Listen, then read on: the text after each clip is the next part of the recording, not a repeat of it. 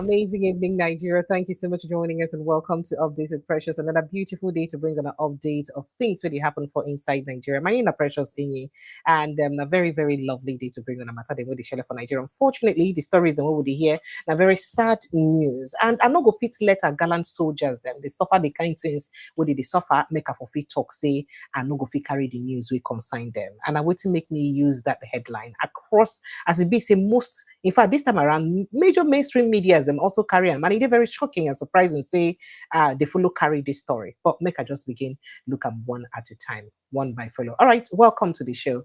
Today will be Friday, the 10th day of the month of October 2025. ISWAP don't attack military base for inside Borno State, and plenty soldiers them. They say 9 don't die, so they no fit talk the numbers again. Some sources they say, oh, 4. Some say na lie, oh, the 4 na propaganda. But as it take happen, so now I don't tell you like this. Now so the headline take carry am.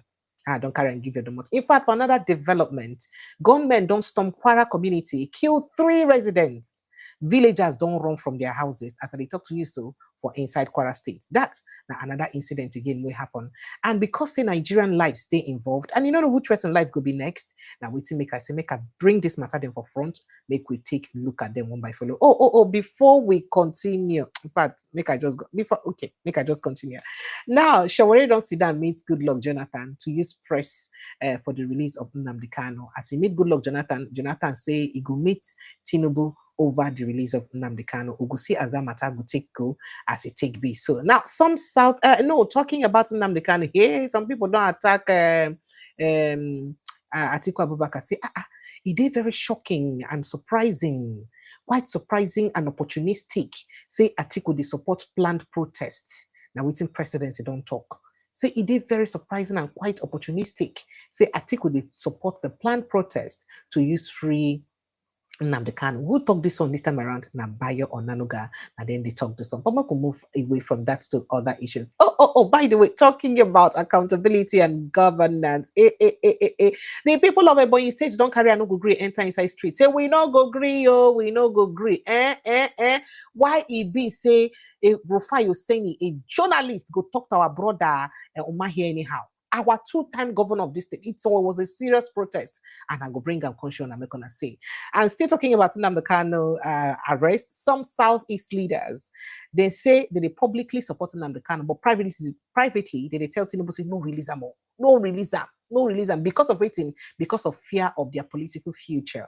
Now waiting make they tell Tinubu like that. Speaking about our president Tinubu drafted me back into active citizenship. Farouk Lawan, you remember Farouk Lawan, where he said they just released recently. We don't serve in term for prison. Tinubu, he follow for the list of people Tinubu grants pardon, and he don't talk. Say Tinubu don't draft me back into active citizenship. Now so he talk. Maybe go soon contest again because now we be saying no be ex-convict again as he don't get pardon. Food inflation go plunge 141 million Nigerians into poverty by 2026. World Bank, now they talk this one. But how World Bank go feel they tell us this one on one hand? And on the other hand, they talk say the reform where they plunge these people into this poverty, they good. Which one? I'm not gonna stay one place, World Bank. If I want to stay here, I'm gonna stay here. If I want to stay there, I'm gonna stay there. As they talk about hardship, we hear say accommodation crisis don't hit universities for Nigeria as students and parents in the will say we not pay accommodation fee again. What is going on here? Well, that matter they grand go so look into them. And concerning the hardship in the country, Afinfere don't dismiss presidency claim of economic turnaround. They say everything turn around. Rather than a hardship can't do turn around. In fact, the hardship they tumble Nigerians. Your economic reforms not turn around Nigeria. Anything, not turn around anything. We could go straight to INEC chairman issue. As it gets to do with the new INEC chairman, you have the choice to redeem or bury Nigeria's democracy. Labour Party faction, Labour Party, Oga Amokpito. And then INEC, Nigerians expect nothing short of prioritizing national interest. SDP, don't they tell them again too. And then ADC can say, okay, we not get choice but to give you the benefit of doubt. But we will give you benefit of doubt. But if you lose them, we will tell you what we will do. Tinubu don't list 959 Nigerians, others to receive national honors. So we'll give national honors of this country. Right? National honors. Okay, now. Meanwhile, White House don't condemn Nobel Prize, Peace Prize decision after committee choose Machado over Trump. Say, why you go choose that woman over Trump? We don't like this one at all. Oh, that Trump, they done the iron his suit. They wait to collect this Nobel Prize, and I'm not going to give him. No good at all, at all. You see, still talking about injustice for Nigeria. Remember that NBA secretary, former secretary, where Ibise will say, Oga Hope Uzodinma, according to them, when they say that because he put something about the governor, they arrest him. You know, say he's still in detention. In fact, we hear say today the court just adjourned bail. We suppose hear about in court just adjourn case. We suppose hear about in bail. Just adjourn them today. All these things and more now they happen for Nigeria. My dear people of Nigeria, I say make I bring on some of this to read them and more. Joining me for Inside the Studio because in a Friday, Prince Francis Chilaka for Domot here to join me. Prince Francis Chilaka, thank you so much as you join me inside the studio and welcome to the show. Oh no, look, I claim my body now. The way to the do Nigeria now. Dust them like this. You just dust. You're welcome, sir. You're welcome, sir. Well done. Unfortunately, I be one to start from a Borno State, but I no want disrespect the body them we don't die. Our gallant soldiers and we lose their lives for line of service. So make I just start with their story to honor them because it is very sad. And of course, we must give their story priority. Now we hear say several soldiers now don't fear, we don't fear, say they don't die, and plenty others now don't wound after fighters from the Islamic State of West Africa province, ISWAP, attack a military base from inside Ngamdu, Borno State. This one, this early morning on Friday night happened, early morning today. Now, reports say the terrorists stormed the Ngamdu military camp around 2 o'clock early morning today and begin shooting at soldiers on duty sporadically. Following the attack, the military reportedly sealed off the Maiduguri-Damaturu highway, leaving many travelers and motorists stranded. The insurgents reportedly carried out a late-night assault on the Ngamdu military camp, causing casualties among the troops. Some of the injured soldiers have been taken by ambulance to the Yobe State University Teaching Hospital for inside Damaturu for treatment. This is very, very sad news. In fact, for a separate development, we also hear say terror swept through Idofin Odo-Ase, a quiet community for inside Uke, or a rural local government area of Kwara State, yesterday, Thursday evening, after armed terrorists again launched a deadly attack where leave at least 3 people brutally injured and forced residents to run away from their homes for the fear of their lives. Now, according to reports where BC News people carried, they say the gory videos there, the photos there, it show the slain victims, and that is victims and when they kill. 2, they shoot them, and one other, they stab the person. During the violent invasions, we happen again. We don't throw the entire Kwara State axis into panic again. Now, witnesses tell Tori people say the gunmen stormed the community for the evening. That is Thursday evening, yesterday evening, shooting sporadically and attacking innocent unarmed residents for inside their houses where they before most of them escape. And then these people then come run, enter forest after they attack them finish. Now, the eyewitness said they came suddenly, shooting and shouting. We ran into the bush, but 3 people were killed instantly, a resident said. People are leaving the community this morning because we don't know if they would come back again. Now, the community sources added that no security operatives arrived during or after the assault. During or after the assault, no security. We didn't see police or soldiers, no military, no air force, no nothing. The killers moved freely and finished and left. Everyone is scared. Families are packing their belongings and running to nearby towns. In a similar reported development, we also heard a bandit stormed a Fagi village under the Lafiagi Emirate of in the Edu local government area of Kwara State early on Friday morning. This morning, no, now this ones they happen. No, the other one happened yesterday evening. The other one happened this morning. The one for military happened this morning. Now the bandits kidnapped a man and his wife and injured a local vigilante. The brazen attack, which occurred, I think, between 1 a.m. 2 a.m., just like it happened for Borno military camp, now it happened for Kwara, underscores the ongoing security challenges facing Nigeria and rural communities in that region. Now, according to residents who spoke to Peku TV, Lafiagi, the assailants opened fire indiscriminately as they entered the village. During the chaos, the couple was forcibly taken from their homes, while a member of the local vigilante group who tried to fend off the attackers was injured. The situation prompted a rapid response from the Nigerian army. For this one, now Nigerian army responded with troops arriving at the scene shortly after the attack began. Now, the military reportedly engaged the bandits immediately, leading to the successful rescue of the kidnapped woman, although her husband remained in captive. So they succeed to carry the man, but then release the woman. The army arrived instantly and started engaging with them. The residents confirmed they have reportedly rescued the woman from the bandits' hands. 3 incidences. This one, the ones we they reported, though, might happen today. Three like this. One, a military camp, then raised a lot of military people. One. The other 2, now for villages, innocent villagers now in the attack. Prince Francis Chilaka, I don't know. Let me take a reaction. I may the souls of the departed and rest in peace. We also pray those who didn't kidnap, may they fit see them and rescue them in time. Our heart goes out to the families of the deceased. It's it's losing someone is not a problem, but the conditions under which you lose the person becomes the problem. Each time we talk about this whole thing about banditry, ISWAP, terrorists, whatever name you want to call them, we seem to forget that not quite long, we saw these people in the open. We saw them carrying guns, carrying grenade launchers. And they said they were holding negotiations with government officials. And while this was going on, no arrest was made. They came in a convoy with their motorbikes and their hillocks and everything, and they allowed them to go.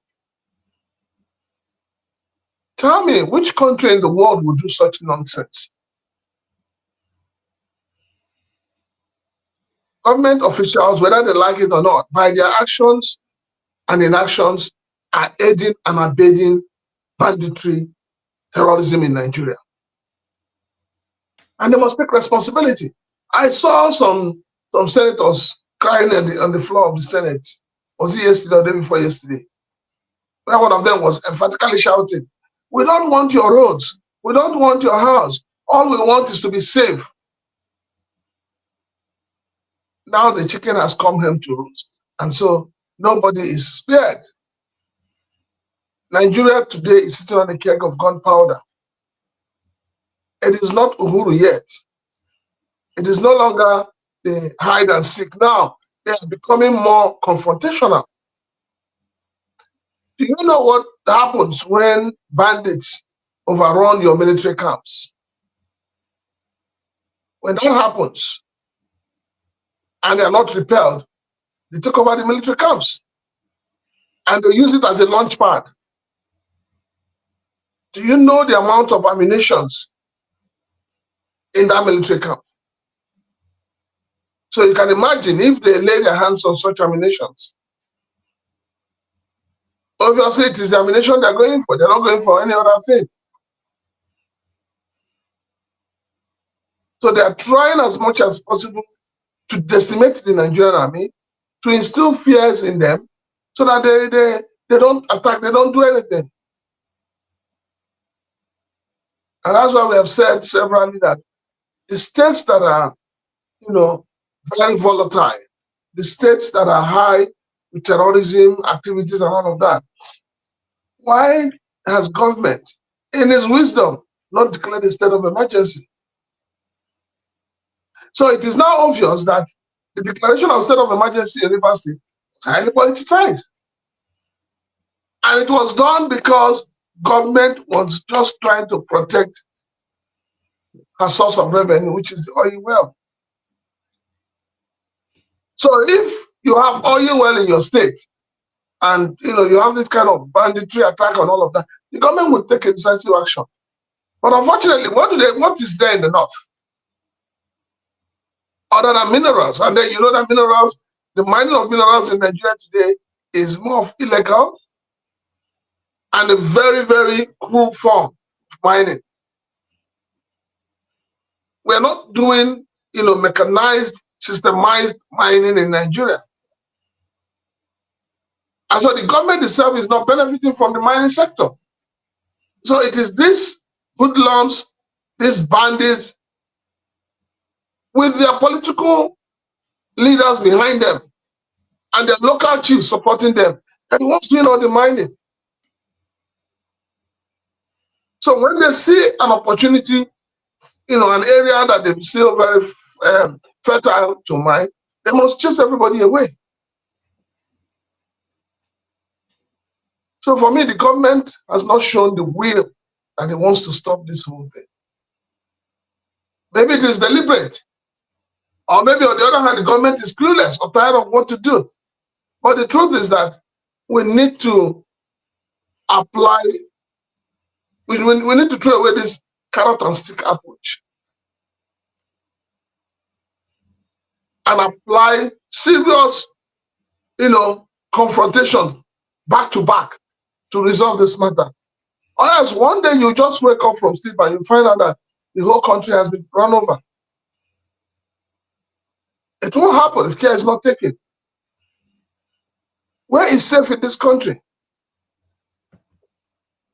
Where is safe? Nigerian soldiers have been known to be very, very active, very proactive, very strong, very determined. They've gone to different missions. They've gone to quell different ugly situations. Why are they not doing the same in Nigeria? Why are they unable to do anything about it? So these people who are the leaders of these groups, like Sheikh Gumi knows them, the government official knows them. Why have they not been arrested? Or you haven't Nnamdi Kanu, you claim that he was using his broadcast to instigate people. A man who didn't lift gun for one day. He's been in detention for how many years now? So you just look at it and you feel that there seems to be deliberate action on the side of government to promote this nuisance. It is sad that we keep losing, our men who just die for nothing. They die as in they die like rats. It is very, very painful, Precious. Yeah, very sad. The government needs to wake up. If all the people in Nigeria are dead, who will they govern? The reason why you have government is because there are people. I don't understand why government will allow non-state actors to become very powerful to the point that they will not dictate what they want. They will not go for meetings with government officials and they will not get arrested. I've been waiting on the governor of Benue State, High Central. I've been waiting on him. He said he had names of those who have been, behind the killings, behind the mayhem, behind the terrorist act in Borno State. How many months? This is almost 2 months now. We're still waiting for the list. It is so baffling and so shameful that the Reverend Father has turned himself into a worse politician. Now waiting making House of Assembly go get mind to stop loan when one collects. He's taking a loan of about $100 billion. What is it going to use it for? Is it not the same man who bought wheelbarrows for the youths in the state? Is he not ashamed? You are empowering the youths with wheelbarrow. All of them should go and turn to Alabaru. And then you will come out and tell me you are a leader. You have what it takes to lead the state. I wonder the kind of parishioners this man used to have. I'm sure he must have turned his parishioners into all of them into Mugu.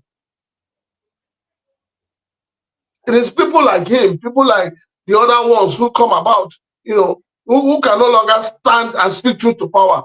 They are the ones discouraging a lot of people from embracing Christianity. They don't realize the actions. Do you know how many Catholics have stopped going to church because of Reverend Falalia?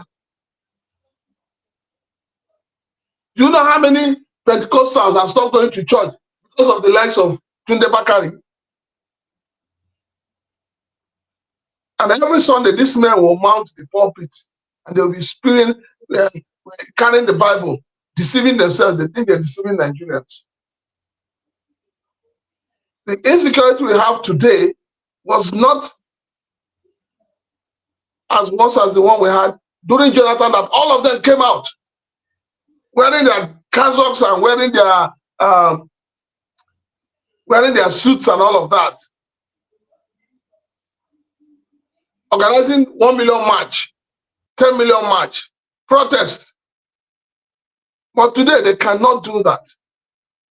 Today everybody is tired. Today nobody is speaking truth anymore.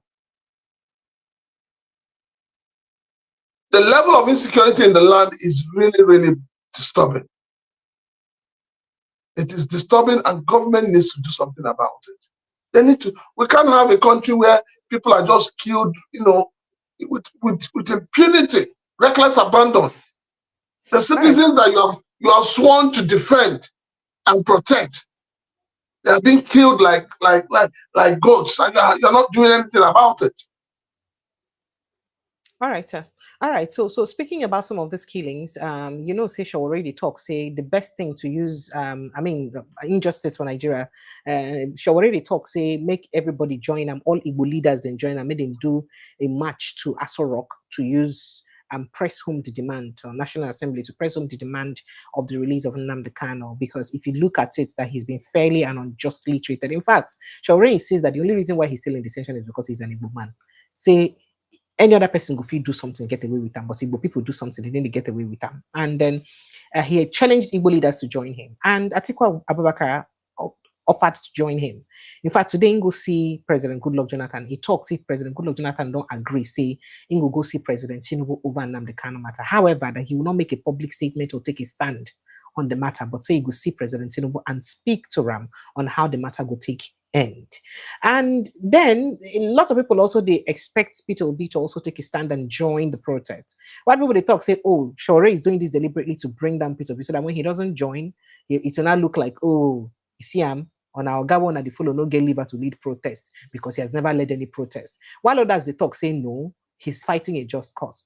Even though say Peter Obi people don't come and talk, say Peter Obi don't at several locations call for the release of Nnamdi Kanu, where even the present political party, ruling party, don't yabang for. But what is shocking, or perhaps what a lot of people they complain about now, why Ibi say the presidency through Bayo Ononuga, they talk, say the fact, say the former vice president Atiku Abubakar agreed to support the what did they call them, the protest, say now wow for the release of Nnamdi Kanu. Say now wow, say the team they get as a be. For inside, he talk this one for inside the statement to ABC release. He described Atiku's stance as opportunistic and irresponsible for a statesman of his standing. How can he be that opportunistic? Right. Onanuga emphasized that while the judicial process in Kanu's case may appear slow, the administration remains committed to due process and the rule of law. So a lot of people say, no vex, where that rule of law been there? For other people cases, we do things we get to do with. In fact, where the rule of law been there for the bandits, where they give amnesty, and the terrorists, including Boko Haram people, what would they use as state resources? They rehabilitate. In fact, he said that I am surprised that ex-VP Atiku Abubakar, who is always opportunistic, that's what he put him, has supported the planned mob action. As a statesman, he should know better that matters of justice are not resolved on the streets, but in the law courts. While the wheel of justice can sometimes be, grindingly slow, partly caused by Kanu's lawyers, Nnamdi Kanu will eventually get the justice he deserves for his alleged transgressions. Now, so he put a make a take a reaction, sir. Let me start with Bayo Onanuga. He's one man that I've become so ashamed of in recent times. He's one man that I would call a bigot, a tribalistic bigot. Why so, sir? Yes, because anything that has to do with the Igbo man, he has a way of coming out to throw tantrums, to attack, to throw venoms. So he has always been, that is his way, These are people who pretend that there is one Nigeria, but deep inside them, that one Nigeria ends at their doorsteps. It is one Nigeria for them and not one Nigeria for the entire Nigerians. Now, moving forward to Showore, yes. Let me start by saying that between you and I, Precious, I think I've written more than 5 articles about the Igbo man in the country called Nigeria. And I've come to that conclusion that the Igbos are their own problem.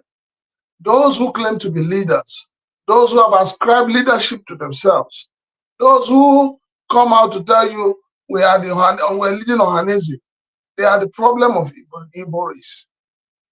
A lot of them who claim to be leaders, they say one thing in the day and they're saying another thing at night. They have never been coherent. They have never taken a stand. They have always assumed, for them, they have always assumed that, they can do whatever they want to do and get away with it. So as a matter of fact, yes, agree that we are our own problem. I would also say that if Showore wants to organize the protest in all sincerity and in fairness to him, he does not need to call people to come and join him. He does not need to call people to come and join him. For me, I would say join any protest. Peter Obi should not associate himself with such protests. Because why, tomorrow, sir? Why should if he associates himself with that, is Kīllëd not more of if he associates himself with, if he should listen, if Peter Obi associates himself with that protest, nobody will talk of Showore again. It will now become an issue of Peter Obi. Even Atiku, nobody will talk about Atiku. The focus will be on Peter Obi. And I can assure you that if care is not taken, this government has always had a way of having its own protest or its own protesters protest against the protesters. You know that.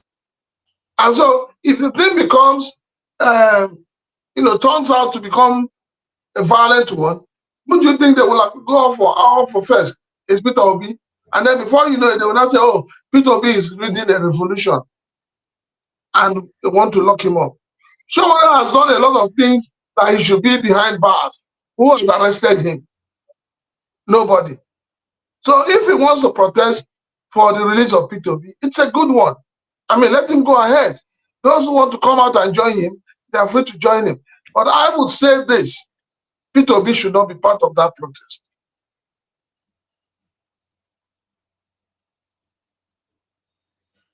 But people are saying that somebody just said here, Priscilla, I want you to join. Say you, Gongo, make you join the protest. If the protest is in Lagos, I will join. Okay. But let me tell you, I also believe that the solution to Nnamdi Kanu's issue is not by protest. It is purely a political solution. And for those who are saying, no, the president has granted clemency to this and that, it is not also a matter of clemency because nobody, Nnamdi Kanu has not been convicted. But the point we're saying is that there has been very strong injustice playing out. You say, oh, that he jumped bail. Okay, the man jumped bail. It is only a tree that will hear that they want to cut it down that will stand. A human being will not stand. Nobody's talking about the fact that his home was attacked. People were killed by your own soldiers. And that is why some people are not even having pity that soldiers are being killed in the north. I was speaking to quite a number of people today and they said, look, we don't pity anybody any soldier that is killed in the north. When they went to do Operation Python Dance, AK Dance, in Umaya, who were they looking for? Were they looking for bandits? Were they looking for terrorists? So we must, like I keep saying, The solution to everything that is going on in Nigeria is justice. Until we are ready to embrace justice and see it as an opportunity to look for peace, then we will know that we are trying to heal this country. But so long as we placate it and we say, oh, we have the peace, it's like what's happening in rivers. It's going to explode very soon. Because the peace they have in the rivers between Governor Fubara and his so-called political godfather, Wike, and the 27 House of Assembly members, it's peace of the graveyard. It is going to crumble very soon. So I believe that there is a solution to releasing Nnamdi Kanu. For your Southeast leaders, they say one thing in the morning, they are saying another thing at night. The truth is that a lot of them do not want Nnamdi Kanu released. Exactly what Shore said. Shore said some of them support his release openly, but behind they go to, tell President Tinubu pressure. They don't want him released. I've been following Joe Ibukwe. For instance, Joe Ibukwe has been spewing rubbish all over the place. Well, he still maintained it that president should never listen to people to release Nnamdi Kanu. He should not do that. He said it again recently today also. Yes, he said his house was burnt, and then the question people are asking: if your house was burnt, what did you do? What led to that? What role have you played? Who have you empowered in Igbo land? It's like your Senator Ojus Okalu telling you that is the most, one language he says the most popular politician in the Southeast. And I said, you spent 8 years in Abia State. You messed up the life of the people. You messed up the state. And you are here making noise. And you're saying that you are, this is something you couldn't do in 8 years. In 8 years you were governor, you couldn't lift a single stand in Abia State. In 2 years, Alosoti has done what the 3 past governors, which gave us about 24 years, could not do. And you are there making noise, walking around that. Who knows who are the youths in the Southeast that he has empowered? So leadership is not about yourself. Leadership is not about self-aggrandizement. Leadership is about your ability to solve the problem of the people. If I am Ojus Okala, I will never go to Abia State again. Because if you go to Abia State and you see the beauty of Abia State, you will curse all those who have been governors of that state. You will curse them. It's one thing for the people of the Southeast, the ordinary people were agitated. No, we don't have seaport in the Southeast. We don't have this. But your leaders, what are they doing? They're all busy building airports. They're not thinking about the roads that the ordinary Nigerians use, that the ordinary Southeasterners use. They're thinking of airports. How much is a flight ticket from here to Owerri now? That shows you that the problem of the Southeast, you see the acclaimed elders, the acclaimed Aziz, the acclaimed Ozos, they are the problem. And they should all hide their faces in shame. They are the problem. So for me, Showore, yes, go ahead. It's a good one. If you think that is, Showore has always been known as somebody who likes protest. So you should go ahead. But I would beg him, don't drag these people you are calling, most of them that you are calling, they don't even have integrity in the Southeast.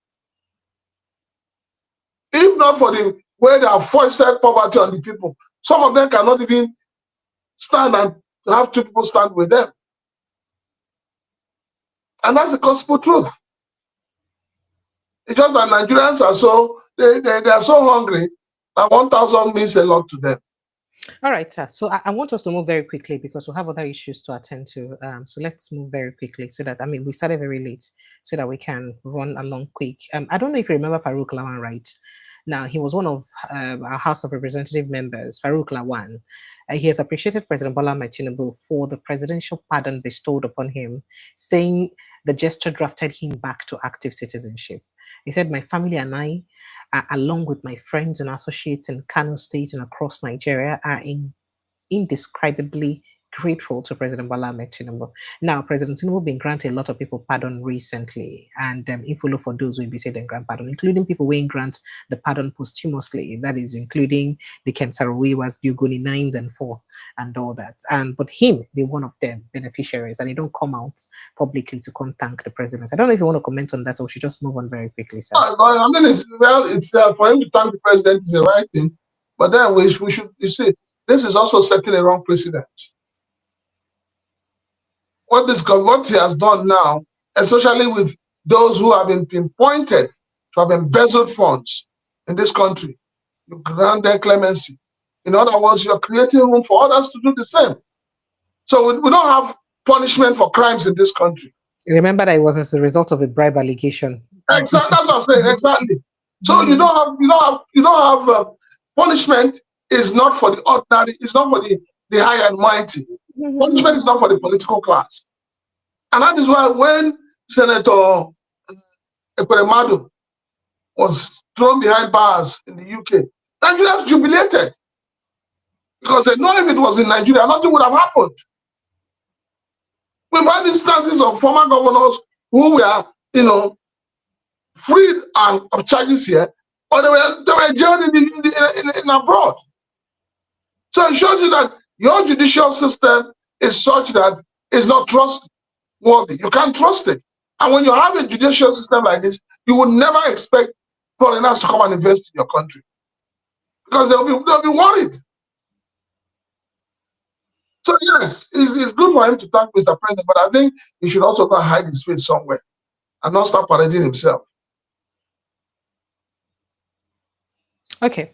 All right. So moving on to other issues very quickly. In fact, before I move on to other issues, since we're speaking about our leaders, let me quickly play you that video of a protest we happened for Borno State today, as one of the television stations for that place used cover as people the vex for Rufai Hussaini. How dare you? How dare you talk to our brother anyhow? Listen to that report according to Afinfere. Rufai Hussaini over what they described as an insulting interview with the Minister of Works, Dave Umahi. They accused the journalist of trying to embarrass and undermine Umahi, a former governor of Borno State, who now oversees key federal infrastructure projects. Afia TV correspondent Chijoke Njoko now reports. The protest followed a heated exchange between Senator Umahi and Mr. Osani during a Rise TV interview. The minister reportedly asked to be allowed to speak, but Osani's sharp response draws criticism from viewers. Protesters marched through the major street of Abakaliki with placards accusing Osani of disrespecting the minister. Some of the placards read, "Senator Umahi is a competent and trusted in civil engineering. Arise TV and Rufai Osani must apologize now, and ABC and BOA must act against media misconduct." The group leader Damian Ono expressed disappointment over Umahi's treatment on live television, saying Osani's misconduct was not only disrespectful but also amounted to media ambush. That young man, Rufai Hussaini, had the effrontery in his nerve, the stimulating force, the guts to ask Dave Umahi to keep quiet. Who gave him told him to keep quiet in the face of the whole world? As if that was not enough, he accused him of reporting him to Mr. President. Who is Rufai, for God's sake? For them with all the time he's spending from state to state, from local government to local government, all the nooks and crannies of this nation, making sure that those are done according to stipulation. So he will have time to go and be discussing small Rufai with Mr. President. As if that was not enough. Let me understand that. We are gathered here to make a demand. A demand, firstly, that Rufai Hussaini of Arise Television and Arise Television as an organization, they are given 24 hours to tender no reserve apology to our God-given leader. He is the father of the governor of Borno State. Failure to do that, we will step up our demonstration. Meanwhile, Comrade Sunday Agbo, former coordinator of Efiam Development Center in Ohaku local government area of Borno State, said people like Rufai Osani cannot tarnish the image of a man who has contributed so much to Nigeria's progress. So bad, but I don't feel bad because Umai's records. All right. Okay. So just for the context, David Umahi, Senator David Umahi, now 2 times governor of a Hold on, Precious. Don't tell me. These are, don't you see the non-entities?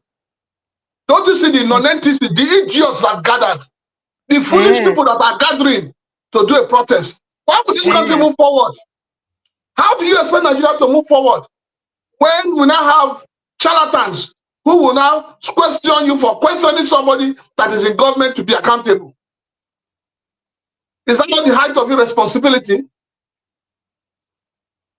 If Dave Umahi, as he claims, is a professor of engineering in practice, simple question. You are collecting money that is not your money. The money you are collecting is the money of Nigerian taxpayers. It is part of the money that you and your president are borrowing that you have not told Nigerians how you are going to pay it back. It is the borrowing, this money that you are spending, that has pushed a lot of Nigerians into poverty. And somebody is asking you to be accountable, to tell us how much a kilometer of the road you're working on cost, and you are pulling down everything. It is because we, the people, we have sold ourselves cheap to politicians, and they have turned themselves into demigods. They forget that sovereignty belongs to the people, that they should be accountable to us. As the Minister of the Federal Republic of Nigeria, he's accountable to Nigerians and not to Mr. President. Because it is the same taxpayers' money that puts him there, that has put Mr. President there. I feel so disappointed. Do you not think I feel disappointed the way the young people, the elderly people, the generality of most Nigerians are, their mentality. What mentality? That is why a governor can rule a state for 8 years without doing one thing, no legacy project. He will go to the National Assembly and sit down and be snoring. And he will tell you that yes, he's in control of the people. Which people? Okay. You saw them now. These are hungry charlatans. Like one of my friends will say, shoe shiners. That sounds like the name of Dr. Nosike. That sounds like the language of Dr. Nosike. All right. So the young man said that he repeatedly told a whole senator, their former governor, to shut up on national TV. I don't know. He never said that. So they should go and listen to that video in context. They should go and listen to it. I have done that. I've listened to it so very well. There was no insult. Are you sure? Yes. Let's listen to it again. Maybe their own interpretation of insult, they different from our own interpretation of insult. Okay. You know, they say Python, I've been a lizard, one person see they become Python. So make it not be like, say, we'll take sides, say we hear their own part of the story. Abi Rufai part of the story, we'll not hear their own part of the story. I think it's only proper for a proper context for us to listen to that interview again. Take a listen. So at first, Minister, after you had gone to report me in front of President Tinubu and said all sorts, anyway, I am not beholden to you. My job is accountability. You are too small for me to report you to the president. No, but they are empirical. You are too small Minister, for me to Minister, let me speak. Minister, let me speak. I have empirical evidence. The world watched it on the commissioner of the project when you mentioned the questions I asked you to the president. That was reporting me to the president officially. The world watches, so you don't need to dilly-dally about the empirical facts. I don't talk without facts, Minister. You know, when I have my facts, I talk. And I insist on my question when I ask on cost. Let me only address you, Minister. You will not allow me speak. The problem is you will not allow me speak. You spoke for over 20 minutes, over 10 minutes. Because you don't know what you are speaking. But let me speak. Let me speak. You will not. What your profession is. You will not allow me speak. You see. If you can just keep quiet and be calm and just allow me speak, I'll be happy. All right? So my question still persists as regards the cost per kilometer. You cannot tell me that we don't have a right to know the cost per kilometer. Even if it's an undulating landscape, give us all the facts and the details of the cost per kilometer. That's all we'll ask for. Other questions as regards the loans taken. Let me finish. I won't Let keep me quiet finish. for you to damage Let me information. finish. Listen to me. Minister, you will Listen not to allow me speak. The minister will not allow me speak. No. Don't do that with me. Minister will Don't not do allow that me with speak. me. I was in your studio. Minister will not and allow when me the first speak. section was on, and I ran the figures. And what you're asking us is 750 kilometers of coastal highway. We should tell you cost per kilometer. So you multiply by 750. That's nonsensical. No, so tell me the cost per kilometer. There's nothing too hard for you to tell me that figure. You've not still told me that figure. So I was right on that point. The second point... Because you don't understand anything. The second point I'm trying to make is You don't understand anything. I'm a professor in this field. Okay. You don't understand anything. What university gave you professorship in this field? And you cannot ask me to tell you a cost. What university gave you professorship in engineering? I didn't know you were Professor Omahi, Minister. I didn't know. So... Please, you've not been able to. You've never. I'm professor in practice. In practice. I'm professor in practice. Okay. I understand engineering very well. So secondly, and you have no knowledge of what you're asking. If you will let me, you have no knowledge. If you will let me ask. So you keep quiet. Okay. And then stop. Okay. You know. Minister, it's all right. Keep dignifying yourself and let the world see you for who you are. If you allow me speak. The other 100 kilometers that you said they've added to it, we would like to know the cost per kilometer of that one. And the Winsome Homes, the case is in court. Now, I would like to know the cost per kilometer for that one. I would like to also know the over 700 billion dignifying yourself and let the world see you for who you are. If you allow me speak, the other 100 kilometers that you said they've added to it, we would like to know the cost per kilometer of that one. And the Winsome Homes, the case is in court. Now, I would like to know the cost per kilometer for that one. I would like to also know the over 700 billion first tranche of loan you guys got for this project. Has the money been spent? How was the money deployed? I would also like to know. I would also like to know the terms of that loan. All right? How many years? What's the payback period? What's the payback moratorium of that loan? And for the Winsome Homes, isn't it interesting that as somebody that's been a governor in the state, you know the law, a case is in court, and then you're coming to talk about the details of the cases in court. Because you denied that the case was not in court. Now you've already accepted that the case is in court. So is it not just better you thrash it out with the woman that is been reporting a case in public that we all heard, and I ask you questions based on that? So, Minister, just answer the questions. I've got no axe to grind with you. You know that. We've spoken many times. In fact, when your people called to book, I booked them, and I said you should come on air. So please just tell us those information. It's very important, Minister.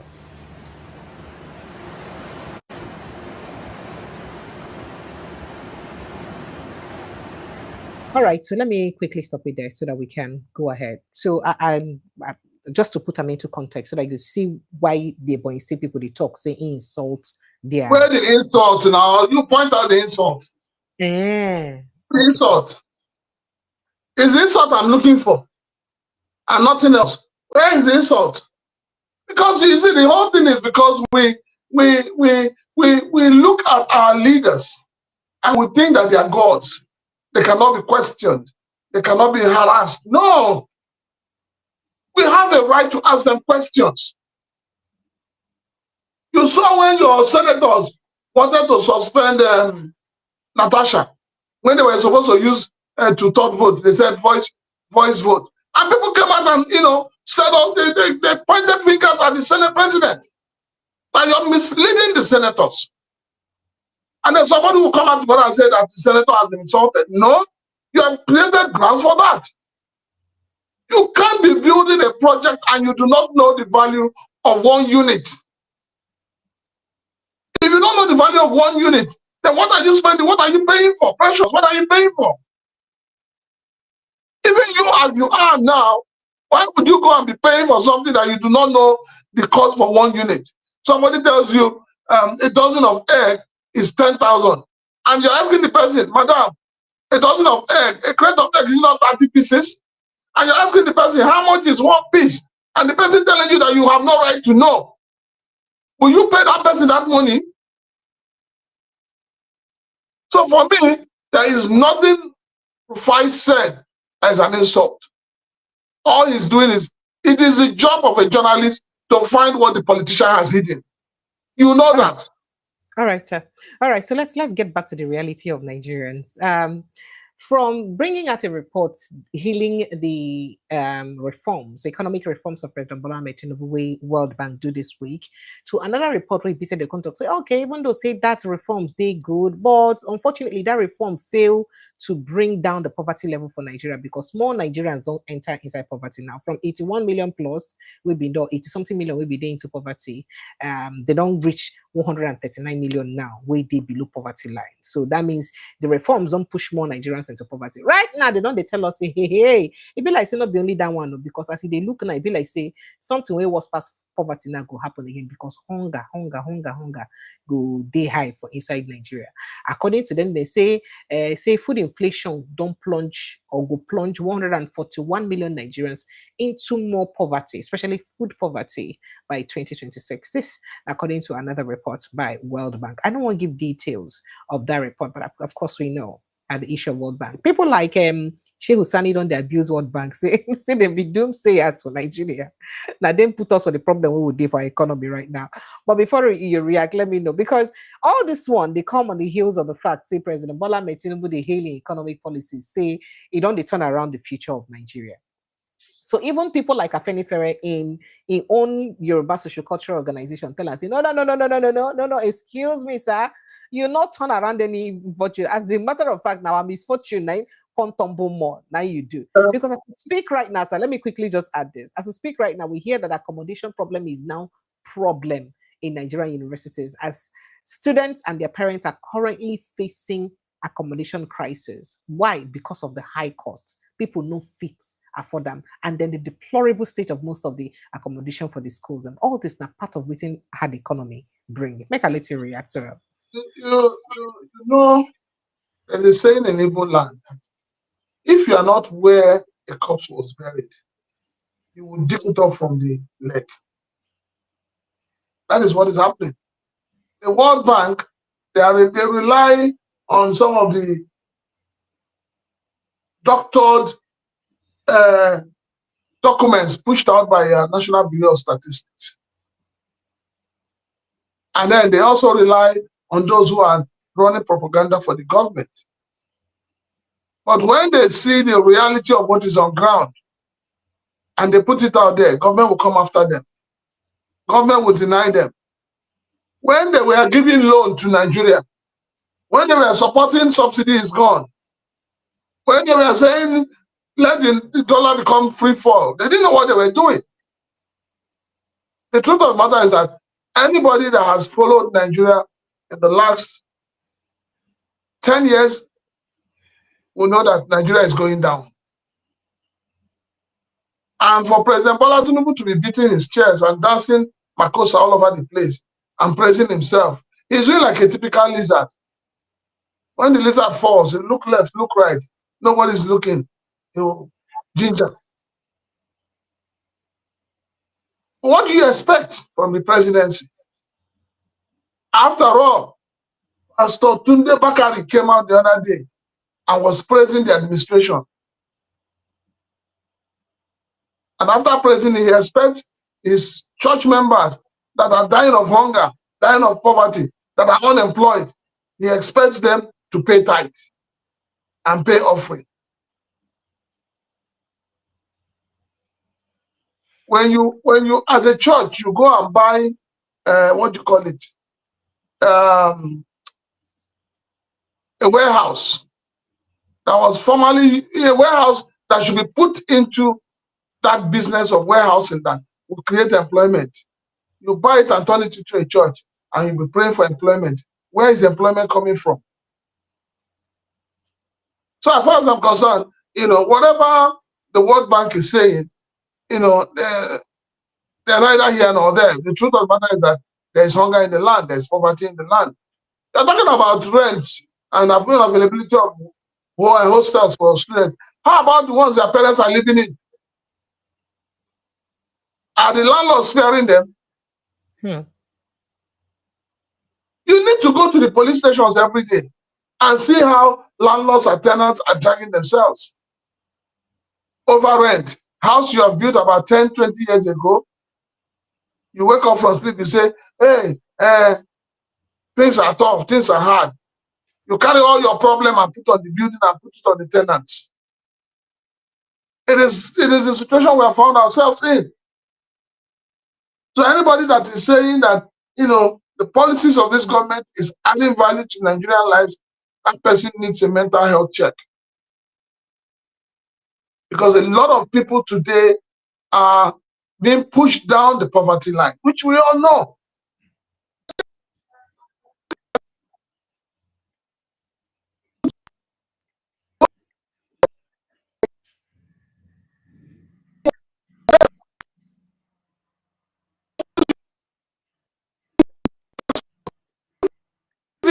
Asking you drugs for us and give us the drugs. How much is Nari Panadol Extra today? From 50 naira, it's now 500 naira to 700 naira a sachet. So Nigeria has become a country where you wake up every day, you are praying not to fall sick. Because when you fall sick, there is no money to buy drugs. Even if you go to the hospital, where the doctors are not available, when you see the doctor and they give you a prescription, where's the money to buy the drugs? So the truth of the matter is that, something is terribly wrong with the policies of this administration. And unfortunately, those who are developing and implementing the policies are not listening to anyone. They're giving everybody false hope. But that false hope so scatter. Watch and see. Hey, wait, make you never scatter here too. But let's quickly move on to other issues. Plus, I have another video I want to play that will talk about now something will happen, in the past. We BC I could just recall because for the purpose of this conversation, we could just but let's move on to other issues very quickly. You don't respond to Afinfere own.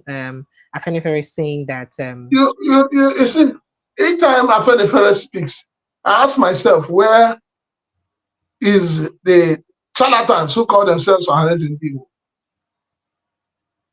Few days ago, were they not the ones endorsing President Bola Ahmed Tinubu for 2027? Ohanes people. Meanwhile, the brothers of the president are telling the president the truth. But those charlatans, I call them charlatans and rogues from the southeast, parading themselves as Ohanes Ndibo, maybe a faction of Ohanes Ndibo. All they know is how to endorse. But the people who are seeing the reality of what is on ground, they're telling Mr. President the truth. So when those group of people gather together and they are broke, they believe that the next thing to do is to, sing sweet songs into the ears of Mr. President. Maybe one minister or one commissioner or one governor will dash them small money. Please, I am using this opportunity to tell those who call themselves Ohanes Ndibo, led by Isiguzoro, Nigerians are suffering. There is hunger in the land. The policies of this administration is not working. You people should go back to your drawing board and stop claiming to be leaders of Ndibo. You are not leading anybody. You are leading yourself. Go and learn how to talk from Afinfere people. So, but why Ibise the other faction of Ohanes Ndibo need to talk? Just like the other faction of Senator Bata came out and disowned them immediately. Okay. He came out and disowned them. But you know that Isiguzoro has always been all over the place. Like who would they give her money to go media? Because you have to pay the question you ask now. The people, the backbones when they get. And then they give her the money. Tomorrow night, if you wake up tomorrow now, there's something I felt talking a lie. But meanwhile, poverty is in the doorsteps of people. Hunger is in their doorsteps. All right. Precious, I leave that. Sorry, so let's move on. Before we get to the last video I want to play, let's just speak to the INEC chairman. So almost all the political parties don't they complain or don't they commend or make a comment about the just newly appointed INEC chairman. The Labour Party, excuse me, chaired by Nenadi Usman, don't talk, say in gets the choice to redeem or bury Nigeria's democracy, so making use wisely, amongst other things. So they talk, no, not just run through those things, plenty. Meanwhile, the SDP don't talk, say Nigeria, they expect nothing short of prioritizing national interest from them. They can make sure, say, you do that one. And then the ADC, after they don't talk the one way they talk yesterday, they can't talk, say, well, say they given the benefit of the doubt to work, maybe they see what Idofin do. You know, waiting be the expectations or the tough task where they ahead or the task where they ahead for this INEC chairman, especially considering, say, off-season elections, they will go happen for Ekiti, for Anambra State. And those ones go there like a litmus test to prove how it be, say, in go perform and the confidence when Nigerians go get back for inside the electoral umpire. I think that the best thing first, for me, what I'll be expecting from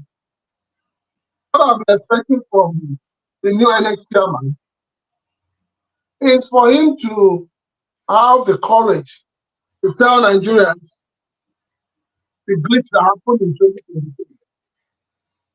2023. But not him cause the glitch now. No. Governance, leadership is a continuum. So he needs to be able to tell Nigerians what happened. You see, that is where you start from. That is where you start from. Tell Nigerians, this is what you have read from your predecessor. And then you need to draw a roadmap. This idea of every day you're having fake certificate and all of that, INEC should own up. INEC should own up. They are the ones who get documents. These documents are sent to them. They are the ones who say that they screen aspirants. So if you are screening the aspirants, are you not screening their certificates? Why are you not asking questions? Don't forget that the moment you come out to contest election, even the DSS should be questioned. Because they screen these people to know that they have passed security checks. And we need to have a free and fair election. I would expect that the INEC chairman, once he resumes, he should be in the forefront of agitating for a reform of the electoral process. This idea of having professors bring themselves low to school start holders and then rig election for school start holders should stop. And I don't even know when we decided in this country that it is only professors that should man INEC. Those who have manned it as before now, they have not proven their worth. So I'm wondering the kind of students that are churning out from these universities, where these professors come from. If as a professor, a little assignment that is given to you to conduct an election, you will rig it, what mouth will you have to punish children or the students who cheat in examinations? So there's a lot of work we expect from him. We expect that we will have an INEC that is completely independent. And that is what we're not asking for too much. And lastly, he needs to understand that his loyalty lies with the people, not with the president, not with the executive. His loyalty lies with the people. He should be able to have the courage to tell Mr. President that there are some people you have appointed that belong to a political party, they cannot work in INEC. Yes, he needs to. Now, speaking about this election, I don't know whether I don't hear say about two other governors from PDP. Don't, in fact, they are quarter to go from PDP. Mba and maybe Doye Diri of Bayelsa, and some others. They are almost already leaving. It's precious. They should go. They should go. They should go. At the end of the day, let them go suffer. Nigerian politicians, when they are in power, they don't see the evil.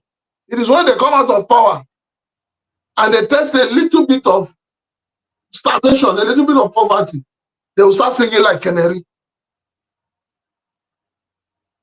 There is the news making the rounds that people, especially honorable members, people are being coerced to join APC. It's in the news. And then, I keep asking myself, what kind of a Democrat is President Bola Ahmed Tinubu? Is he really a true Democrat? Or is it that he was using, the fact that he claims to be a Democrat as an opportunity to become a president? Because I've not seen anything democratic about him since he became president. If you have seen, point one out. If as a civilian that he was, or an ordinary Nigerian that he was claiming to be fighting for democracy, is it that he has forgotten the real definition of democracy? Or is it that, suddenly power corrupts, absolute power corrupts absolutely? Is that what we're experiencing now?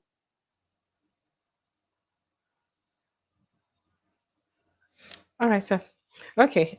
Just so an icing to the cake, 2 short stories before I play them. My very important video. I don't know if you've heard about this NBA ex-secretary Chinedu Agu. We be say your governor of your state. Yes. Which of your governor? I don't have a governor, please. Point of order. So he's still behind bars. If this can happen to a lawyer, in fact, we heard today that the Federal High Court sitting in Owerri, Imo State, the capital of Imo State, on Friday, adjourned again the bail application filed by Barrister Chinedu Agu, the detained former secretary of the Nigerian Bar Association, MB Owerri branch, for no just reason or no justifiable reason, despite that there are no charges, no counter affidavit against him. Agu is said to be, in fact, the only problem we get and say he post something for Facebook where they feel say he get to talk about your governor. That's all. When if this can happen to a lawyer, how much more me and you? There was a young man who came out then and was calling him Supreme Court governor. And the young man was arrested and locked away. They dragged him to court. It was a very pity and sad situation. At the end of the day, the young man is today an SA to the governor. Yes. Sugar. The guy used to be my good friend. And the moment he took that appointment as SA, I blocked him. I've never chatted. We belong to several groups, but I've decided I will never chat with him. Being a critic to the governor to being a loyalist and the staff of the governor. Interesting. That is what he is now. What he is. So Imo State is a state where you cannot open your mouth and criticize purpose of the man. What's that guy? So yes, they'll be having a running battle. How many times they have arrested him, picked him up, taken him to Abuja, released him. So it's that bad. Then you ask yourself, what kind of democracy are we practicing in Nigeria? State Democracy where the judiciary that is supposed to be blindfolded now sees. Democracy where the judiciary is now selective in her judgment. So what is the NBA doing about their member and an ex-secretary? What are they doing? So it shows you how bad things have become. It shows you how bad things have become. So as me and you they talk, now if they can't carry us tomorrow, what will not belong to NBA? Will not be, they can just go lock us through the key. I make not be me they talk. And they bring evidence in and Nigerians they talk. I mean, see that that is how bad things have become. It's crazy. Indirectly trying to stop people from exercising their liberty and their freedom of speech. That is what they're doing. That's what the government is doing. Let me finish.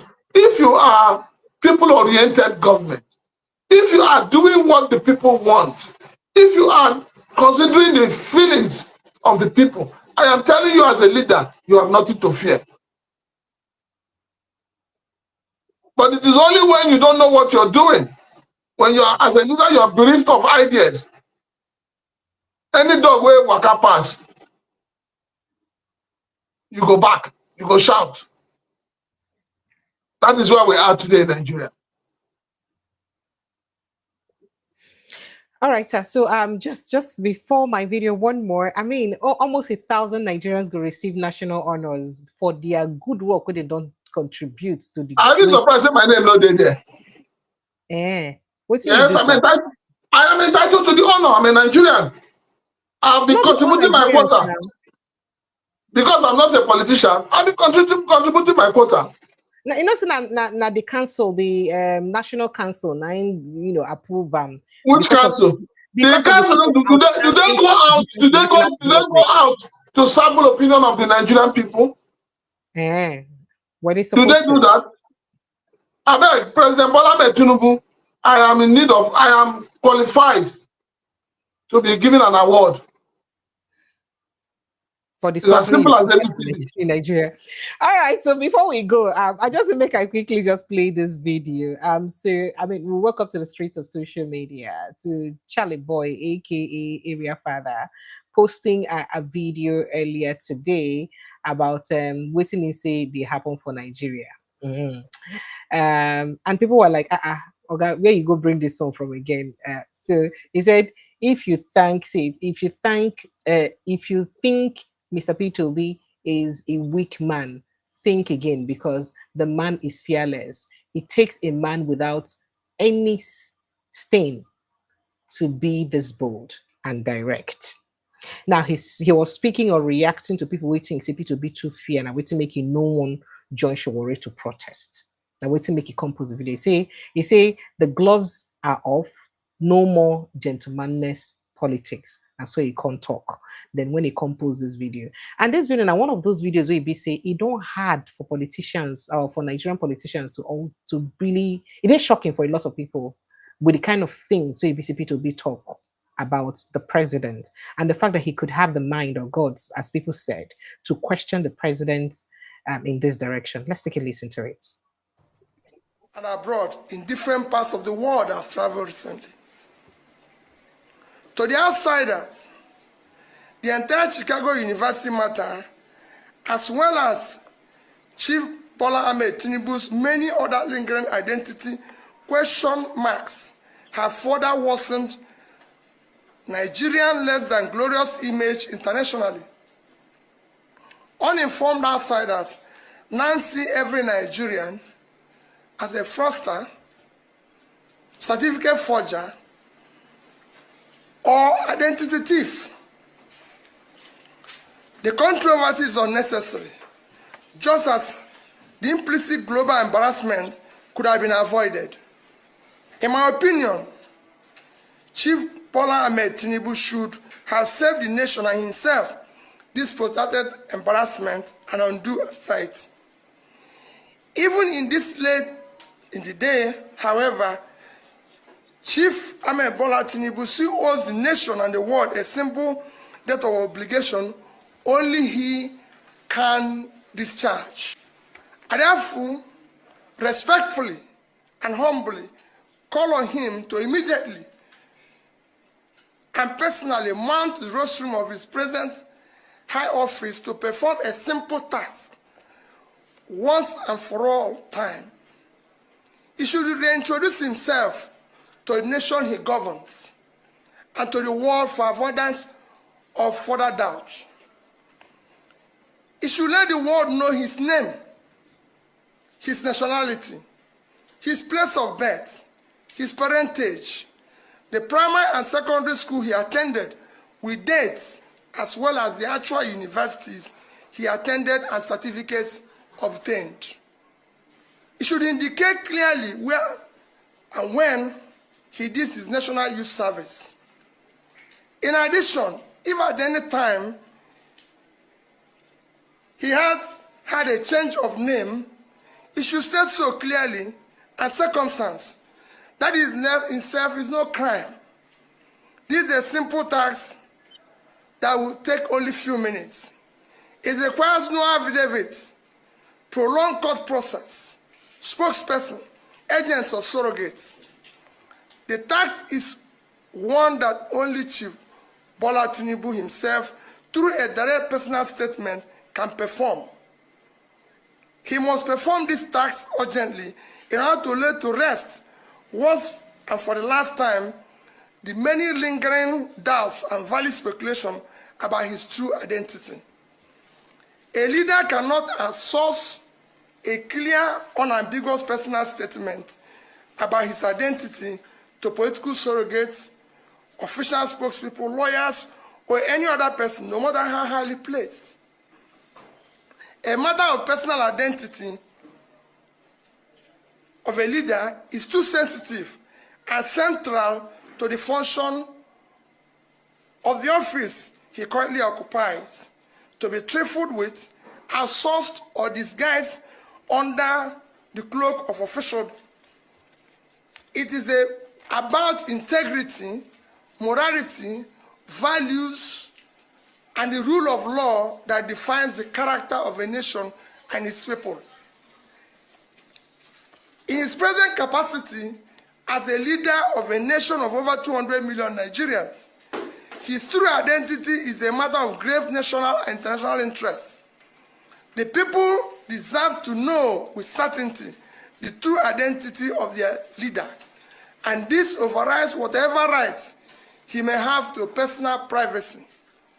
In addition, the international community deserves to know the true identity of the person with whom they will engage on Nigeria.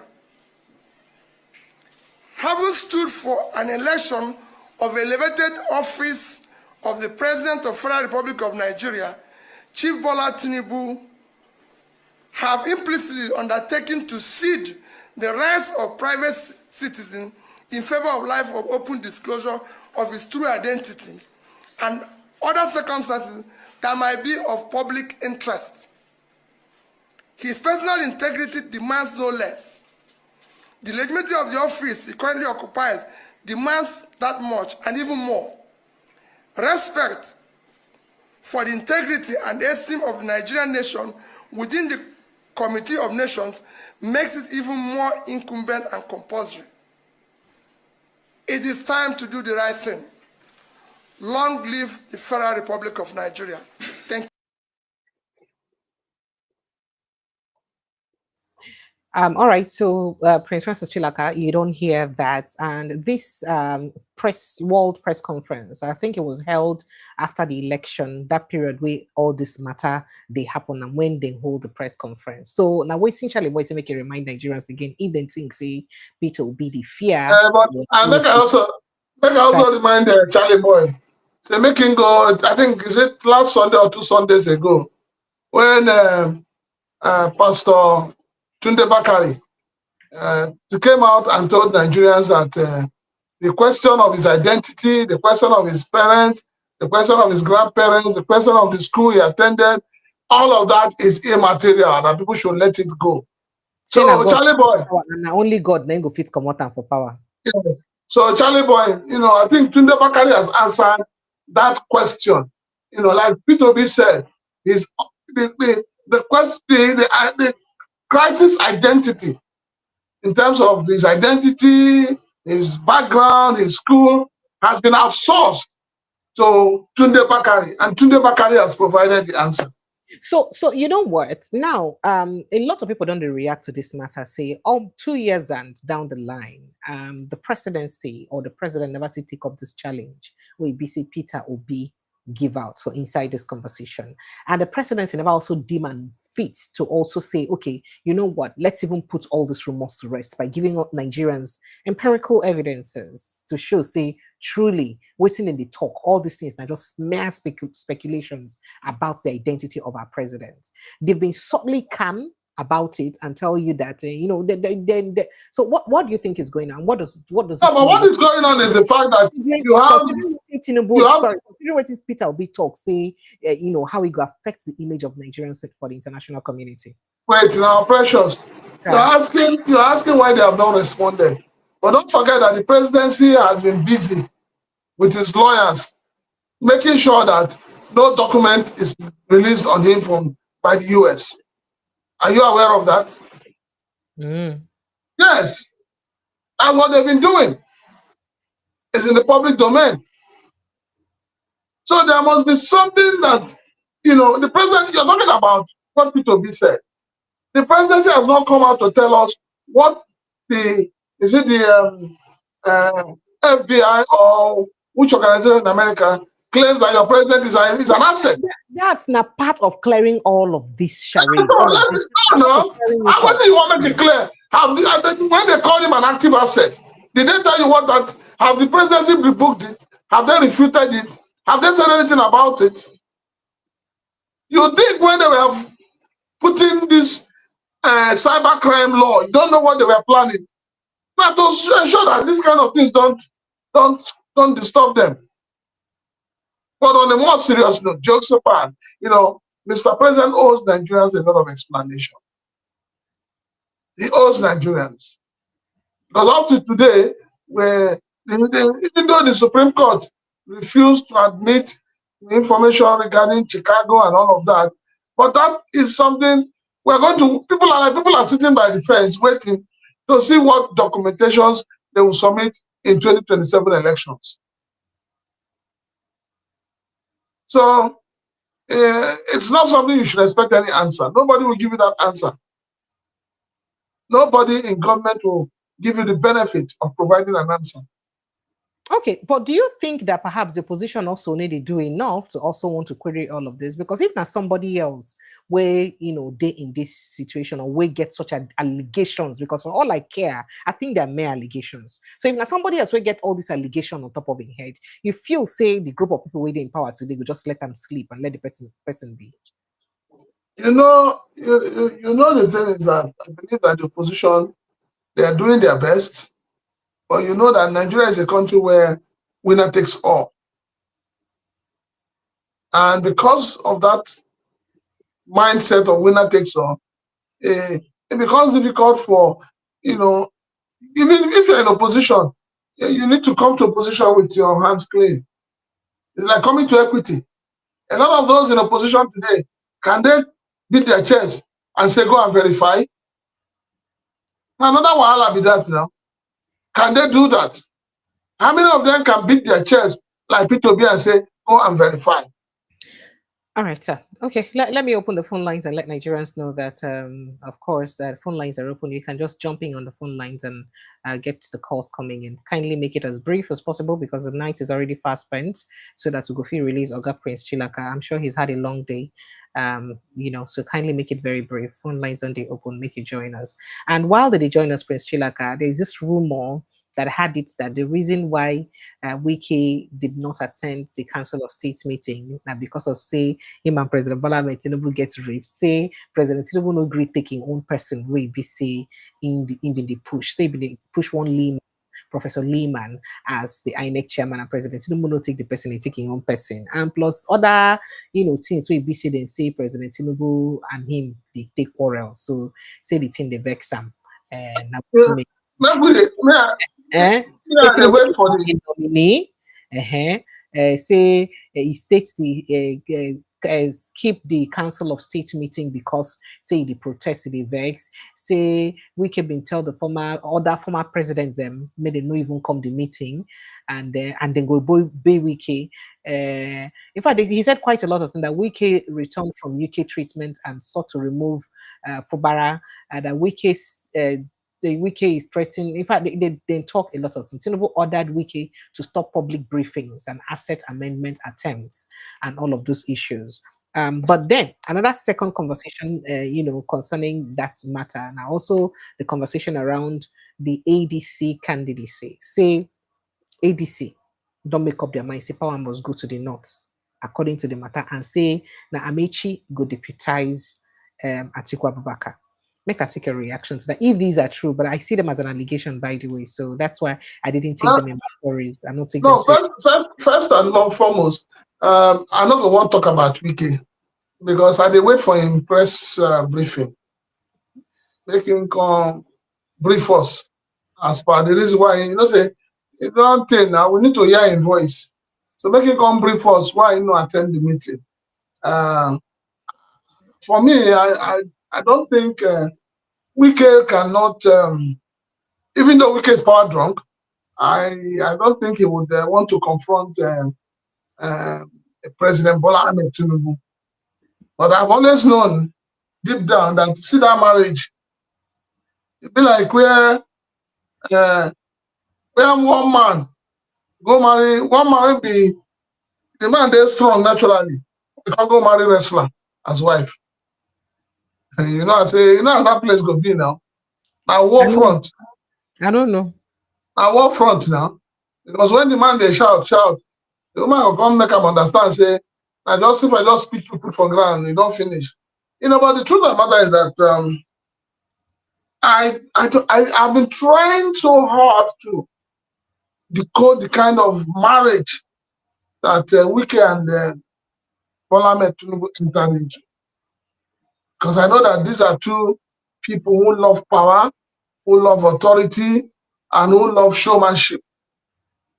But we have noticed that since he became the FCT minister, he has been more in the press. He has been the showman. He has given the impression that him be the arrowhead of Mr. President. But the mistake when they make him forget, say, the Lagos boys, then they're around, and they don't agree anybody break in. Even if you want to, stylishly enter, Lagos boys go block you. So it's what it is. Let's watch and see the coming days. We can only wait. They hold mouth. He go talk. And with the way making talk so that we will know where he stand. Regarding ADC, I think it's just mere backyard talk or Biapala talk. Nobody is I would always say that I prefer that the principals speak to me, speak to Nigerians, rather than all these side talks, when people say power must return to the north, are they the ones going to force the people to vote? The truth of the matter is that if ADC makes the mistake of fielding Atiku for 2027, they will lose the election before 12 noon. Because Nigerians will vote, there will be a protest vote. Because in the psychic of Nigerians, the South must do 8 years. So if they do otherwise, I am telling you that people will have carried out protest vote. And that protest vote will not be to the advantage of ADC. All right. Nigerians, phone lines are open. Let's have you very quickly. Please kindly make it brief. T.Y. Danjuma, good evening and welcome. We can't hear you. I think you're muted. Oh, yes. I'm sorry. Welcome. Go ahead, please. Good evening, Precious. Good evening, Prince Chilaka. Welcome, sir. Good evening. Yeah, sad to hear again that another barrack was invaded and very sad. A lot of our soldiers killed. This has become a recurring decimal. question is, do we really have a commander-in-chief? Do we have? And if we have, what is he doing? Is he sleeping? You know, bandits have been emboldened because they can, and terrorists, you know, they can go in, attack the army barracks, destroy vehicles, steal, you know, go to the armory, kill people, and so on. So it's a shame. It's a big shame, and it's a dent on the image of the of the military. You know, it's a big shame. That's all I would say. It's a really big shame. People are dying for nothing. People are dying left, right, and center. You know, from all kinds of things in this country. Life is really nothing. It doesn't mean anything to anybody. Look at the water thing. What has come out of it? Nothing. And they want to go and send people to the US to go and tell them that whatever it is that they heard is a lie, that they're not killing Christians. US embassy should not give them visa. Deny all of them visa. Should not give them visa at all. They should not step foot there. What kind of nonsense is that? They don't have embassies here. They don't know what is happening. They don't read news. They're going there to go and lobby them. You think they are Nigerian people? It's a shame. They should be ashamed of themselves. But let me just leave that one. You know, I just want to talk about Dave Umahi. You know, there was a Nigerian politician who in those days was a deputy senate president, very powerful. Senator Mantu is late now. Yeah. He was so powerful in those days. But I think later on, at the twilight of his life, he made a confession of how they were rigging election. Because then he was inconsequential. He tried to come back, nobody gave him this thing, you know. He became very poor. Because where easy money goes very easy. And he tried to reintegrate himself and get back to the system, you know, he failed. And he started confessing. And I think he repented before he died, because he died a pauper. You know, and I think he regretted. May God forgive his soul. You know, so all these things they are doing, it will come and go. Where is Nzeribe? So many of them, they don't go back to history. They don't learn. Adisa Kīllëd, all those people, where are they? So Umahi should caution himself. When he was governor, this is someone who has lived in, you know, abroad. But when he was governor, he ordered, even though he denied it, he ordered the flogging of anybody who didn't wear a face mask during the COVID-19 pandemic. A governor ordering that his people should be flogged. And then he ordered that civil servants who came late to work should be flogged. There's a video to that. Even though the government denied that, you know, they didn't know, and they told us some kind of stories, which was, you know, investigated by Ripple Nigeria, and they found out that the government lied. You know, so I'm not surprised when I see him in this show of shame with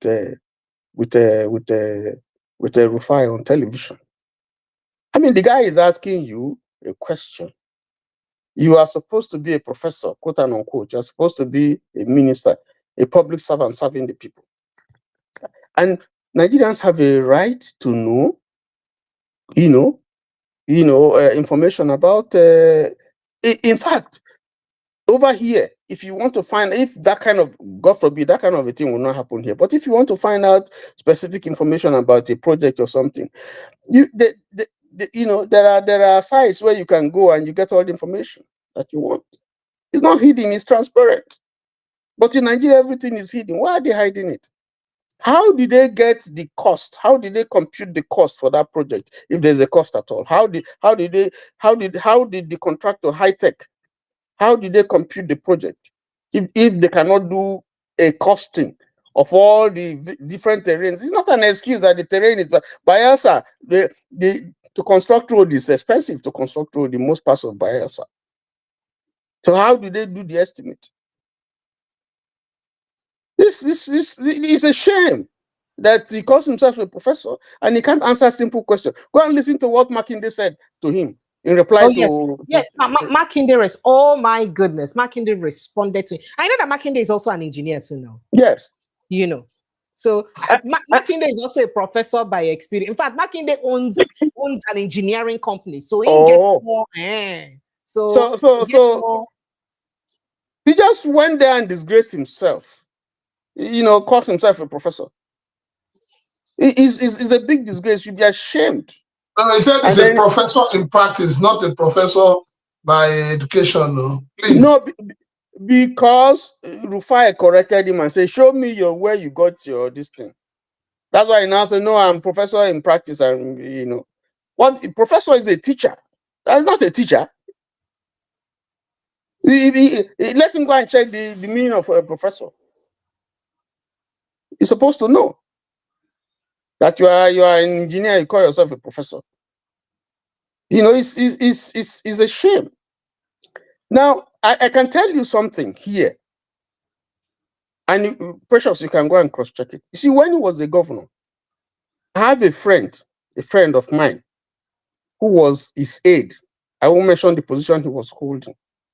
He was fired because the governor had asked him, "Did you hear that I don't want to mention, someone in his house, in the governor's house, I don't want to mention in his house." I know who you're talking about. I know the person. Yes, I know the person. Was collecting money from contractors. The governor was asking him, "Did you hear it?" He said, "Yes, I heard it." So why didn't you tell me that they said Iyom was collecting money from contractors and he didn't tell me? He fired the person. All these people, where they come here, they can't make noise. Can't they talk to Nigeria and say that one day all these things go expire.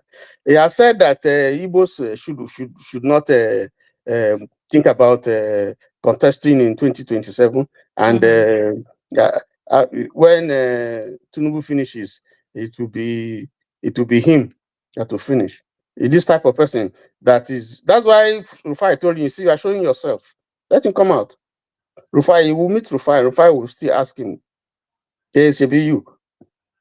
The same way Rufai asked Chief, what is this man from the southeast, Chief that was talking against Obi when he came to Arise. You know, when he said all the good things, Rufai asked him, "Shebi, you are the same person who came and was saying so thing about Obi." He denied. "I never said anything about Obi," but the video is there. I don't want to mention the chief's name. He's the PDP man. So Umahi I don't think he did well. I'm sure when he got home, his children will be telling him, "Daddy, you shit for church, take Bible cleaners." You know, I think he should apologize, and that's sacrilege. I think he should apologize. You go and listen to Makinde, and he should apologize to Nigerians. Those people where they come, they demonstrate. I count to them; they don't even reach 10. And look, if you see them, you go see say, nah, hunger now they worry them. T.Y. Danjuma, you don't even book our suya. I know the chop suya now. Why? Then buy for your family and your loved ones. And before the suya go come from Texas, reach where I did. No. You get delivery that same day or the next day, or even 24 hours, 48 hours, you get your delivery, and it's good, in good health. Yeah. So you shall say, unless if I see this thing, I see say your name, they say that you be director there, go buy. Not be director. I not be director. I not be director. But the suya is good. And then I hear that a couple of other people booked for it too. Honestly speaking, I would like a review from people who don't book. I know some people who don't reach out to me personally, say they book for the suya themselves. And then, say, first of all, I invited him based on the talk with people they talk about the suya. So not be because of say people don't talk the thing where we say it did very nice. Then make I invite them. So the hair. No, I believe you. I believe you because anything that you say in this platform, I believe you. I don't check out some of them. No, So I'm not saying totally. anything. I'm just saying, but the suya is good. The suya is good. First of all, it's a good product. That's what I'm proud about. That it is a very good product because a lot of people don't talk except anybody come out can't tell me otherwise. And of course, immediately I go confront them and I go stop to advertise them. But as long as say people don't tell me say it did good, you know they see how moist the thing look. The So thing on a may on no water. tell her what in they take the balance and now no let's see. I'm talking water they on top to balance it. I don't know, Mr. Can't get black. They sell Ndoki Ndoki follow inside. Where did they use balance? We need to know whether Ndoki. So please, if you're in the US and you've not got the suya, please now what are you waiting for? This is Friday. Oh, I even forgot. This is Friday, so it's a good way to relax and chillax your mind. I just kindly call up Mr. Kange Black. One of the most important things we say, they like our own suya. I don't want to talk about suya the dirty, but you see how neat the environment it did very neatly done. So you're 101% sure of the health and the hygiene of the the suya. It did very neat, and the person who they make them appears to also take the business very serious enough to make things very neat as he see the way they use them. So we're gonna support a black brother. He's a Cameroonian, but I hear that it is very, very good. That's why. Okay, and the other thing why I go suggest we say make him try packaging, make it if you go feed the package them, so you go say this one is $5, this one is $10. Make it package them. He has the price range, yes. So you can call him. Yes, he does have a price range. Just call him up. I think so. He does have a price range. I mean, just call him up. If you're in the US, 469-678-6245. That's the number to call. Call the number again. 469 678 678. Yeah, 469-678-6245. 6245. Across all the states of the United States. Okay. All the states. He ship across all the states. We're gonna encourage and make him move in ministry forward. I beg. Economy not only for Nigeria. He had other places. I don't know whether I get another thing where you want to talk about. Make I let you finish. The other thing where I want to talk be this quickly. This new INEC chairman. So the only is not a question of we don't see one of the worst INEC chairmen where we don't get now professors, and I didn't know that we would ever have one that is worse than Iwu. Mahmoud was a disaster, and so if this man wants to start what do you mean? I'm putting ability the color. If he wants to start on a good footing, I think first of all he should just maybe there's no time, but he has to investigate Mahmoud, all the money where they give him, and tell Nigerians what thing that they can do, and the glitch, must tell us, and then all those ones where they involved in rigging and all those ones, they must tell us what they don't do, because a lot of them just went scot-free, and then he must clean the house. Otherwise, we know me and I know get confidence. I get a deficit problem when it comes to integrity.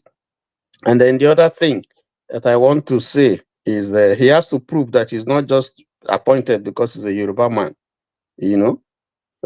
Because if you like, you can say he comes from the north, but he's a Yoruba man, and we have seen a continuous spate of Yorubanization of very sensitive positions in Nigeria, which is a shame. Again, this is something that has never happened before, not even with Bubu. So those are my contributions. All right, thank you. Thank you, and then good night. Good night, Chief. Thank you. Good night. Yeah. Thank you so much. All right, make a call number 2 person, Oga Edwin. Oga Edwin, good evening and welcome, sir. Thank you for joining us and kindly help us make it swiftly too. Yeah. Welcome, sir. Thank you, Precious. Good evening. Good evening, sir. Unfortunately, Suya no go reach you for UK. No vex. We'll get our own stuff plenty here. Okay, all right then. Well done. Yeah, we get plenty Suya joints here, manned by Nigerians, better ones. Then all Awesome. Yeah, Oga Prince Sri Lanka, good evening, sir. I greet you, my brother. How is everything, sir? We're good. Okay. I just want to be very brief, just like what the night is fast spent now. I just want to talk about Mr. Peter Obi. I think Showori should better leave Peter Obi out of his arrangements or his plots and whatever he's trying to do in the pursuit for the release of Nnamdi Kanu. If Peter Obi partakes in any of these so-called protest march and whatever, APC will come up with something and frame up that man. That is how bad the APC managers are. President Tinubu will come up with something. The security services will come up with something against Mr. Obi. So he should better refrain from participating, restrain himself from it. Try to extricate himself as much as possible from that arrangement. There shouldn't be any link between Mr. Obi and any sort of protest riot in Nigeria, not in Abuja. So not anywhere in Nigeria. As long as Obi's name is there, if Obi goes in person, there will be problem for him. But why? You should know that. Why? Why do you want to leave Nigeria, but you can't fight for the Nigeria you want to leave? No. Look, Precious, I've always told you, you are not dealing with somebody like Goodluck Jonathan. You are dealing with somebody like Tinubu. Tinubu is a different brand of politician. Tinubu is not, like I've always said, that man is not a Democrat. He wasn't and can never be a Democrat. You know, I often repeat this statement over and over to you. Maybe you don't seem to be understanding me. He is. A Democrat will not oversee what has happened under Tinubu in just 2 years. And you should know from his antecedents, he is not a Democrat. How can you be a Democrat and you are still the governor of Lagos State from 1999 to date? You can't be a Democrat. That is not democracy. You know, I've always said we're not practicing democracy in Nigeria. These are some of my issues. And this is the reason why I always outline the fact. And I always emphasize on the fact that we are not practicing democracy. Well, how is he the governor of Lagos State? How is he even possible? Oh, look, Precious, well, you Prince Ilaka maybe can substantiate maybe what I'm saying now to a large extent. The man is the governor of Lagos State. You know, when he just wake up, he's a de facto governor. He's the de facto governor. He's the governor of Lagos State. We all know that now. So let us not beat about the bush, Precious. Anyway, Precious is trying to whine me, or the way they say it in Nigeria, he's trying to pull my legs. You know exactly what I'm talking about. And then let me go to the killing of our soldiers. Can you imagine a whole young men, able-bodied men, perhaps out of lack of job provisions and the rest, they decided to enlist into the army, but they are being turned into sacrificial lambs in the north. That's what is happening. The killing of these soldiers, let me tell you, if it has happened somewhere in the southeast, the Nigerian security agencies will descend on those areas and wipe off anything. Even the ASF, then will clean up. So that is Nigeria for you. So imagine a situation whereby the leader of kidnapping and kidnappers, and all those people killing and maiming our soldiers boldly came out and was negotiating with government, armed with grenades and everything. He was even threatening. And after all those silly talks, he walked back into the forest with his brigade and nothing happened. Will you go and do that with EPS, the IPOB or whatever in the south? Will you go and try that? So when we keep hammering on the fact that all these tribal and religious bigots who are presiding over the affairs of Nigeria will not make Nigeria work. People think we are dilly-dallying, we are beating about the bush. No, the handwriting is clear on the wall. That is as far as I'm concerned. And then, lastly, because I just want to make it brief and snappy. You see, I told you the other time, Precious, that INEC officials, whatever their level, aren't the major problems we have. If the INEC chairman and people have been pouring encomiums on him, they've been eulogizing his efforts. Oh, is this professor? What is that? What is going to change INEC? You want to tell me that man will preside over the defeat of Tinubu? Forget it. It's not going to happen. You can take my word to the bank. That man is going to, even the victory, the victory parade this time around, is going to be more conspicuous. It's going to be very, very wide. The victory margin, let me put it that way. It's not going to happen. It is not Professor Amupiton that is the issue. We have structural deficits until INEC is made independent, reformed, extricated from all arms of the executive, whatever it is. If we don't do that, when we appoint card-carrying members of APC as state resident electoral commissioners, national officers, and then the chairman, no matter who you put there, it's not going to work until we reform INEC, until we restructure INEC, make them independent completely. They don't go cap in hand begging for funds from the federal government and the rest. How can somebody be funding you and then he will just give you the orders what to do? And then on top of that, the person appointed you, put you there. You think Tinubu just got Professor Amupitan from the sky? It must have come from somebody. Maybe even Wike. Wike may have done his underground work and brought Professor Amupitan. You know, Wike has links all over the place. You know, he had the links with Professor Mahmoud. People didn't understand the link when I kept saying it. People say, oh, no, he didn't have any link.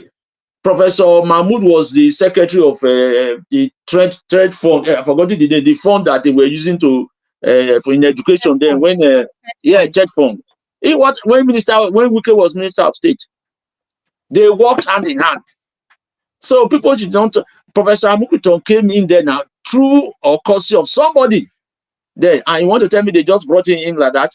It's not like Jonathan, who never knew or met Professor Jega, but he accepted it. Oh yes, and then he signed. And then secondly, Tinubu is never going to sign any electoral reform. It's not going to happen. We should forget about that. Thank you. So in 2027, it's a done deal for them, unless maybe the will of the Almighty God comes in to intervene on behalf of the suffering masses of Nigerians. Nothing is going to change. Precious, thank you and good night. And Professor Prince Chilaka, good night. You don't give a professor in practice of talking. Thank you, sir. No. Now, you know, say Professor Chilaka even deserve to be the professor safe rather than all this. We'll be there to money. Good night, my sister. Good night, sir. Good night. Thank you so much. Hello, good evening, sir. Superlicious Super, how are you? How far? I get fine. Sharp. Put him out for talk. I know if he pack you one corner. Why? And I greet my big uncle there, Chilaka. God bless him. And this my senior brother Edwin that is talking there. You know, you guys are wonderful. You see, based on what you just said about Wiki, I don't think that we can bring an election. No. Not be based on waiting we hear or not be him. No. But that man, you know, that man is an APC guy, right? Number one is an APC guy. How? Oh yeah. Hey. He was one of the lead counsel on Tinubu's during the election. That is a rumor now. That is not proven now. It's not a rumor. This is the fact. Yeah. It was not. On national TV. It was not. He was one of the lead counsel for Tinubu's presidential campaign. Even Professor Chilaka, the answer you say he was not. He was not. Well, everybody the only thing I know is that he was Dino Melaye's lawyer at some point. That's all I know about him. Maybe we should do our findings very well. I haven't really done any digging. I never really do any digging for Wendy. Please, let's do our digging. Let's do our digging before we really know if actually this guy is part of the council during the 2023 election. But if Chilaka say he's not, well, so be it. It might be not. You know, I might be wrong, but I saw it on the national TV when they were discussing it just this night. Like a few hours ago, VOP were talking about it.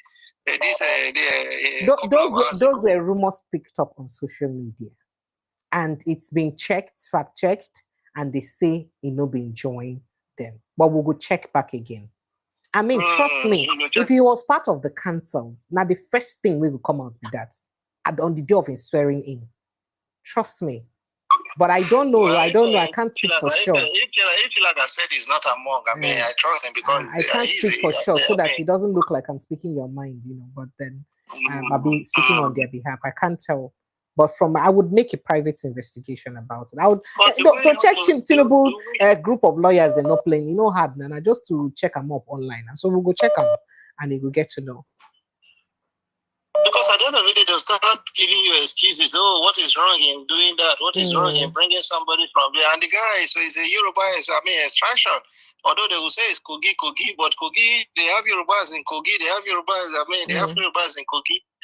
So, well, look, Nigeria problem, I don't know. We are the cause of our problem. We are the cause of our problem. Now, bread, cause situation in Sudan. Bread, ordinary bread, where they increase flour, that make it happen in Sudan. So why are we? Look, I was talking to somebody a while ago. This lady was crying that to buy gas, she cannot buy gas to cook. Gas, ordinary gas. Gas now essential commodity now. People don't see gas by you. If you manage to see 2,500, I know like you.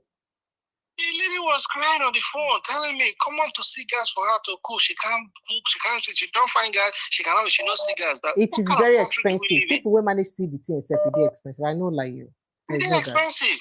And we say we get gas, we get oil, we get everything. We can't make it affordable for everybody. Sorry, August Super, thank you. I beg. Nights don't come, not to talk. Not disturb our mental health. I beg. It ignites the tension for our mental health. I beg. You don't say me and our guy doing at the same UK we did. So but at the end of the day, we see our families back home that I support. I support my siblings, 5 siblings, 5 families I have, plus my dad that I support every month. Every month. My salary, I share part of my salary goes to my salary every month. So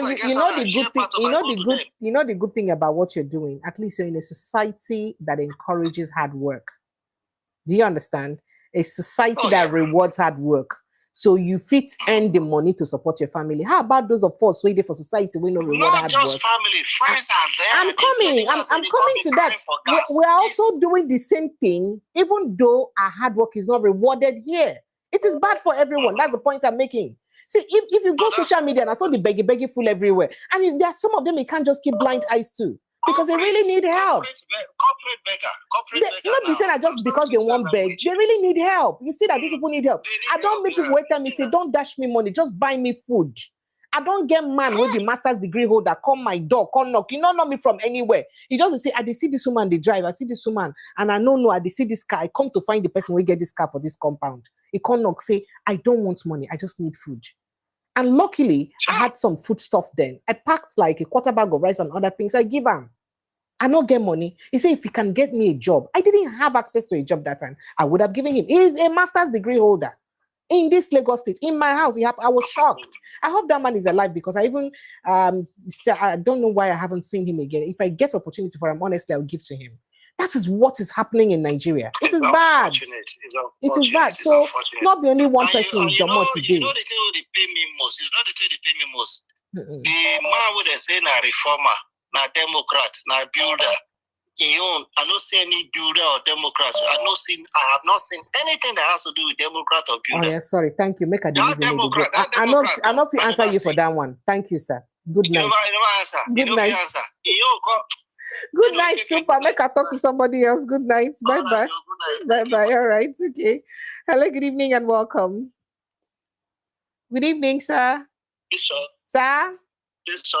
Sir. Happy to hear from you today. Very happy to hear from you too. But I've never been encouraged to call, but today I found myself calling. I'm so glad. Thank you so much. I appreciate you, sir. Okay. My name is Lucius. Lucius, where are you calling us from? L-U-C, I'm calling from Sheffield. I copied. Is in the UK? United Kingdom. Go ahead, sir. Go ahead, sir. This is my first time joining you. I want to find out first the time you do start and the time you do end. Maybe let me know. I know the time you do end, but when you do actually the time I do start. Okay. Unfortunately, sometimes, usually, ideally, I'd prefer to start 6 p.m. every day. But most times, my guests are unavailable at that time. So that's why for everybody who's ever called us or sent us a message on WhatsApp, we send them messages 5 minutes to 10 minutes before we start to just let you know that, oh, we're about to go on air, we're live now, so that you can prepare yourself. Okay. So now that you've contacted us on WhatsApp, we'll add you to that message and we'll be sending to you. Okay. Thank you, okay, sir. I've contacted you. Please add me and have it in mind that you've gotten a new client. Oh, and no, it's not clients. You go patronize my business. I get company. Oh, not saying I only my own business. I never advertise here. I get company. Oh, maybe you go patronize my business. I can see the soya you advertise. No. Yeah, the soya is not my business. To United Kingdom. No, they can't package. They can't send to UK. Okay. But the soya is not my business. I have a personal business. I run an outsourcing marketing and customer service company. And apart from that, I run a media production company. So I produce everything media, documentaries, all that for people, including your politicians. I produce all that for them. So I run a company, yes. I have a business, but I'm not just big on talking about what I do. And I've been running that for over 12 years.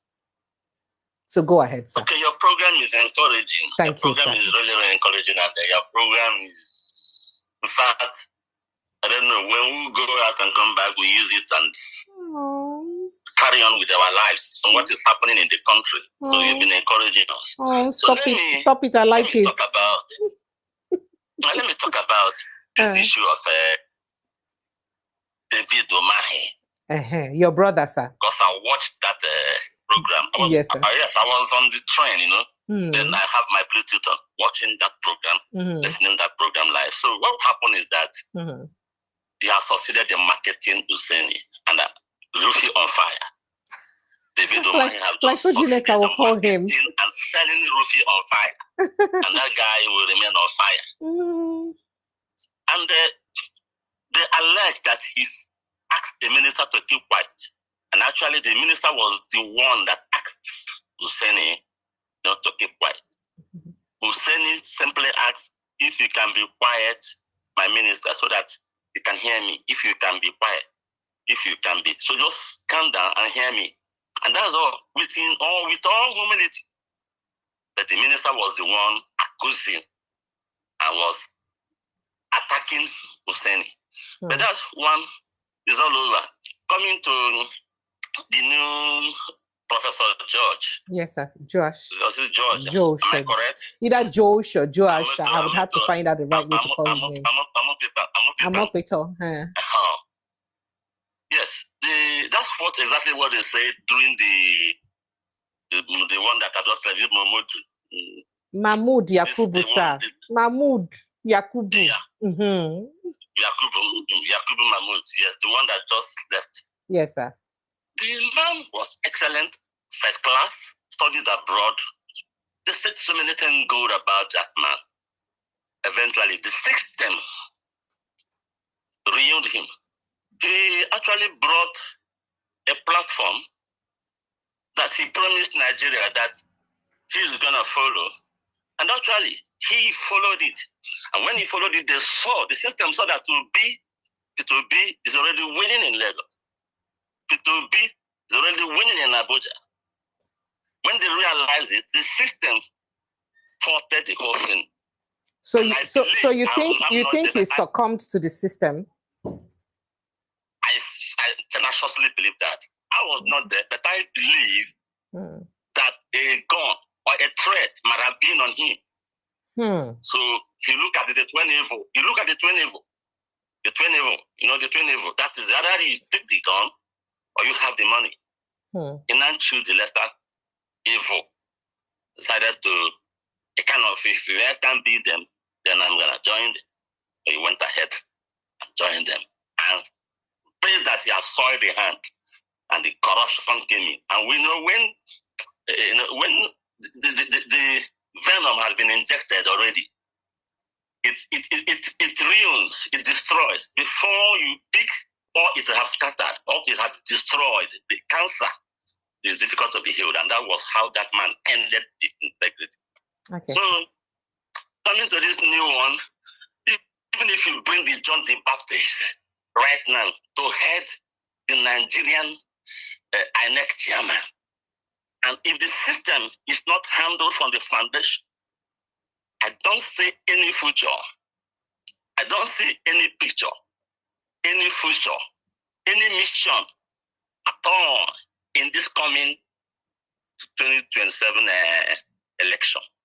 So, and when the foundation is faulty, the Bible said the righteous should do what? Should pray. Yeah. So that's that. Thank you, sir. I'm not expecting Peter Obi to go for any protest. They have never been such a type. And there's something in the Igbo adage that says, I can't begin to learn how to use my left hand at the old age. Thank you, sir. So, Thank you. That's what I want to contribute. Thank you. Thank you so much. I appreciate you. Let me talk to my brother Mike FIFA at the backyard, and then we call it a day. Mike FIFA, Prince Chilaka is still here. All right. So very quickly, Mike FIFA, now you be our last caller for the day. Prince Chilaka, I greet you. I greet you, my brother. Yeah. What I want to talk is about the killings in Borno State. Honestly, I don't since today I've been in a calm mood. I didn't know what to, because these soldiers, they have families. Their families will now be subjected to IDP camp. Why those killers will be invited for negotiations? They will negotiate with them, rehabilitate them, and celebrate them. These soldiers, their families will be there crying, and nothing. Government does not compensate them. What they do, they will just keep them in that IDP camp and maybe be giving them rice, or that ends it all. If to say this our country, they work by now, the security advisor, all the service chiefs, we not even supposed to remind them to resign. But every day they come on air, they will tell you we have disseminated these people, we are on top of the, and we still allow everything happening. And the make I tell you now, the kind of attack where they happen now, they like the ones where they happen before. Now be say they go attack military base, carry all ammunition. Does this not tell you that something is cooking? They will just go carry all our ammunition, and the thing, it go just go like that. We just talk about government don't care. They don't want to know. So I don't know what I go talk. And coming to Prince Chilaka, you just forgot. You not be say you forgot. You just kept mentioning your friend's name. Now he's also my friend. And I'm Bruce Nwogugu. Okay, yes. He's also my friend. In one or two occasions, when I still there or where, you get one program where we do for Zisa. When this man, where they always come support government in power, Jude Ubaja, you go know him. Okay, yeah, I know Jude. Chief Jude Ubaja, we had argument. So what did make I talk this in now? Be say that guy was induced. You understand? He messed himself up, and since then, because he get one group where we did, since then, none of us they communicate with him again. And the one thing about APC be say, if you criticize APC government, then go calm down, invite you, then go give you one position, make you day their side. It worked for Boala, it worked for Omokri, and now waiting this guy now the script where, if you like believe it or not, now the script where Kenneth Okonkwo and the Adeyanju they play now. Tomorrow now, if they call Kenneth Okonkwo now, because they don't see and say, if you want day popular, if you want make APC give you this thing appointment, make you begin attack Peter Obi. So tomorrow now, if they call Kenneth Okonkwo now, give a minister, everything don't end. Now waiting him and Adeyanju they fight for. I beg, make we just they pray for Nigeria. You don't. My only relation now, we still there now. We they try raise money, go carry and come on from there. That country don't government no one know. Everybody now they eye 2027. People they die every day, nothing. And the Peter Obi go using Peter Obi no the government. Peter Obi go using money, travel, go Benue, go Plateau, go there. Somebody like Daniel Bwala go come out for radio. Say for TV, say Peter Obi, they do charity while he no get any this thing, charity foundation. It just they talk rubbish. See old man, where get family. See what in they come misjan. What in government don't do. You see person where one using resources go do them. Governor Benue said go tell and say make him no come. Abel, good night. Good night. Good night. Thank you so much, Mike FIFA. Prince Francis Chilaka, do you want to react to any of the stories while you say your goodbye? Good night. Thank you, sir. Thank you so much. I'd like to say a big thank you to you as always. God bless our efforts, your efforts, because you've been amazing. And Nigerians, speak on and not forget more than go follow like on a village people. It did for Prince Chilaka TV. Now, there it is, Prince Chilaka TV. Follow him on YouTube like your village people. My name is Precious Enyi. Thank you so much, sir. I'd like to appreciate you once more. God bless you. And good night, sir. All right. I'd like to appreciate everyone who's been part of this show. It's always a pleasure, always a pleasure to sit down, to yarn with waiting they happen for inside Nigeria. I will continue to talk for the growth and development of our nation. I will see on again tomorrow evening, God willing. I'll day with Dr. Anosike tomorrow as we look into the abuse of power for Nigeria. As usual, and we'll chronicle the abuse of power for Nigeria tomorrow, including other issues that will come up tomorrow for Inside the News. I love on plenty in all of these. Remember, he who worries about Nigeria problem and runs away lives to worry another day. So make sure, say you protect your mental health and pocket the problem. Keep on corner. Rest. Tomorrow, you pick up the problem, continue your thinking. I love on. See you on tomorrow evening, God willing. Good night and God bless you. Ciao.